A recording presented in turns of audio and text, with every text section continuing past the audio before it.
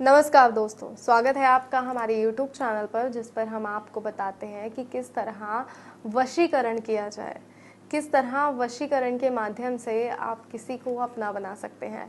कोई आपसे रूठ गया है, नाराज़ है या किसी से कोई काम आप करवाना चाहते हैं, तो किस तरह आप उसे अपना बना सकते हैं, किस तरह आप उस व्यक्ति से अपना काम करा सकते हैं। लेकिन ये सब आप तभी कीजिएगा तब आप इस बात के लिए श्योर हों कि आपको उस व्यक्ति को वश में करना है। तभी आप इस वशीकरण विधि का या किसी भी वशीकरण विधि का प्रयोग कीजिएगा, क्योंकि कई वशीकरण विधि ऐसे होती हैं जो बहुत ही प्रचंड होती हैं। जैसे जो विधि मैं आपको बताने जा रही हूँ, ये एक प्रचंड वशीकरण विधि है, जिसका प्रयोग अगर आपने गलत मंशा से किया तो ये आगे चल के आपको बहुत कुछ भुगतना भी पड़ सकता है। वो व्यक्ति फिर आपसे दूर ही नहीं होगा, फिर आप कुछ ऐसा तरीका ढूंढेंगे कि वो व्यक्ति आपसे दूर हो जाए। तो इससे अच्छा ये है कि आप पहले इस बात के लिए श्योर हो जाएं कि आप उनसे प्रेम करते हैं या फिर आपको उनसे काम कराना ही है, तभी आप उस व्यक्ति को अपने वश में करें। तो आइए मैं आपको बताती हूँ कि आपको किसी को वश में करने के लिए कम से कम सामग्री में किस तरह आप किसी को वश में कर सकते हैं।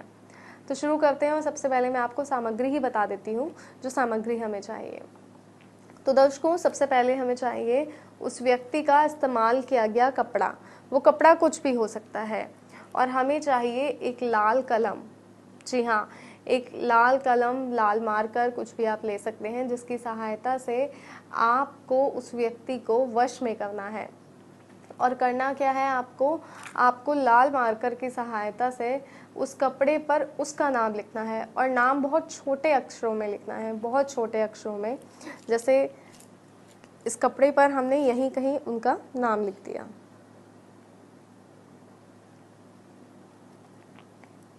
इस तरह हमने नाम लिख दिया और इसको अंदर की तरफ दबाकर फोल्ड कर दिया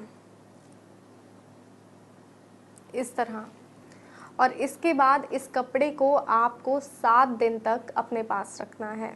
जी हाँ, 7 दिन तक इस कपड़े को आपको अपने पास ही रखना है, अपने से अलग नहीं करना है। चाहे आप इसे अपने तकिए के नीचे रखिए या कहीं भी रखिए जहाँ आपको सहूलियत हो, लेकिन ये कपड़ा किसी के हाथ नहीं लगना चाहिए। इस बात का भी खास तौर पर ध्यान रखिएगा। और जिस वक्त आप इस पर नाम लिख रहे हो, उस वक्त उस व्यक्ति का ध्यान कीजिए जिसे आप वश में करना चाहते हैं। जी हाँ, और उसके बाद 7 दिन बाद इस कपड़े को बाहर कहीं ले जाकर आपको जला देना है।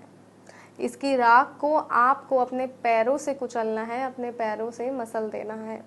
जैसे ही आप इसकी राख को, इस कपड़े की राख को, जले हुए कपड़े की राख को आप अपने पैरों से मसलेंगे, वो व्यक्ति पूरी तरह आपके वश में हो जाएगा। जी हाँ, ये एक सरल और सटीक तरीका है किसी व्यक्ति को पूरी तरह अपने वश में करने का। और ये कैसे हो सकता है, ये मैंने आपको बताया, लेकिन इस विधि का प्रयोग बहुत ही संभल कर कीजिएगा कि ये करते वक्त कोई आपको ना देखे। ना उस वक्त जब आप कपड़े पर व्यक्ति का नाम लिख रहे हो, ना उस वक्त जब आप इस कपड़े को जला रहे हो।